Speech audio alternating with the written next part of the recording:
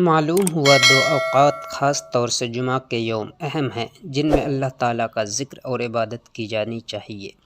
نماز جمعہ یا جمعۃ الوداع کے علاوہ کچھ اور کام بھی بروز جمعہ و جمعۃ الوداع میں خاص اہتمام سے کیے جانے چاہیے۔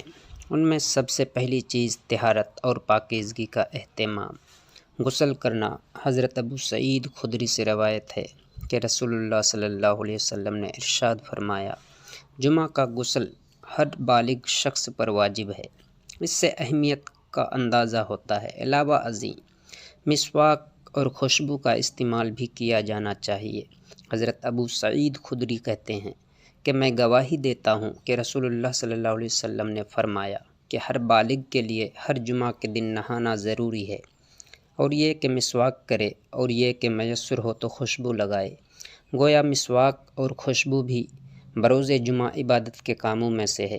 ایک اور حدیث کے مطابق تیل لگانا، بال سنوارنا بھی ضروری ہے۔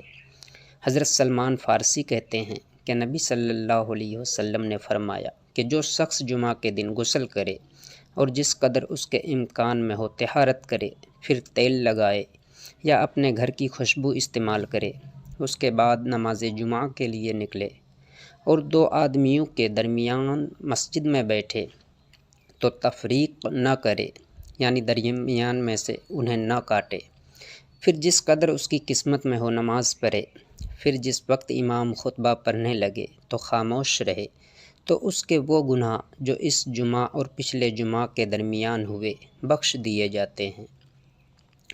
حضرت اوس بن اوس سے روایت ہے کہ رسول اللہ صلی اللہ علیہ وسلم نے ارشاد فرمایا کہ تمہارے دونوں ایام میں سب سے فضیلت والا یوم جمعہ کا دن ہے، بس تم اس دن مجھ پر کثرت سے درود بھیجا کرو، اس لیے کہ تمہارا درود مجھ پر پیش کیا جاتا ہے۔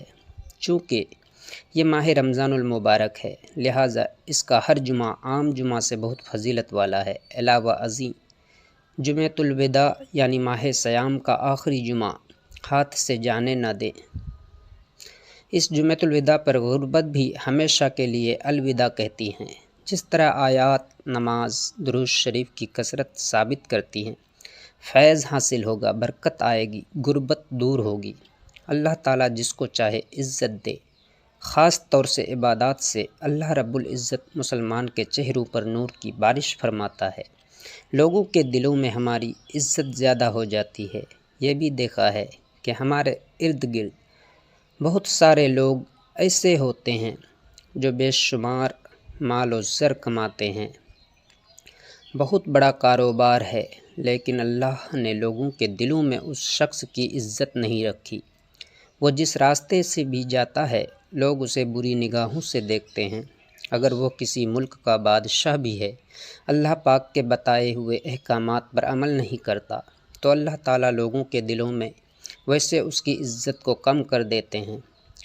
عزت دینے والی ذات صرف رب کریم کی ہے، وہ جسے چاہے عزت دیتا ہے، اور جسے نہ چاہے کوئی اسے عزت دے ہی نہیں سکتا۔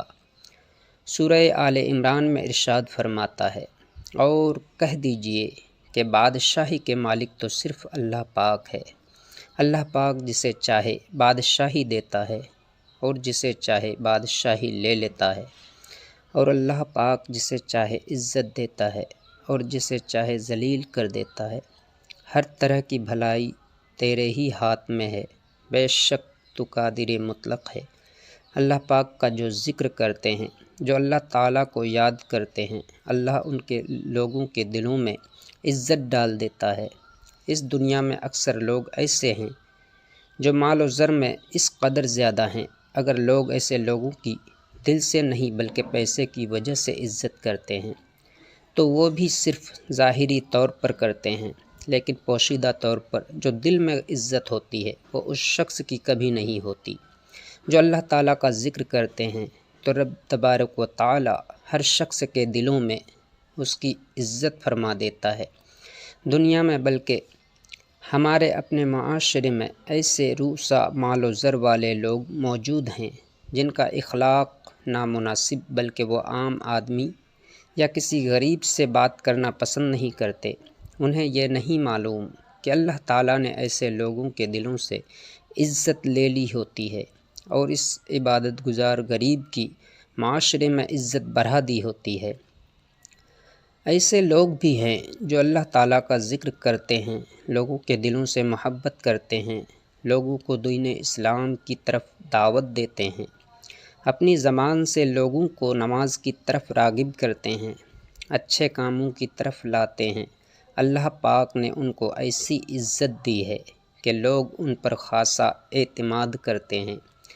دین اسلام میں ماہ رمضان، صیام کا آخری ہفتہ، جمعہ اور جمعۃ الوداع کی فضیلتیں، برکتیں مسلمانوں کو عطا کی ہیں، جو دنیاوی مال و زر سے بہت زیادہ ہیں۔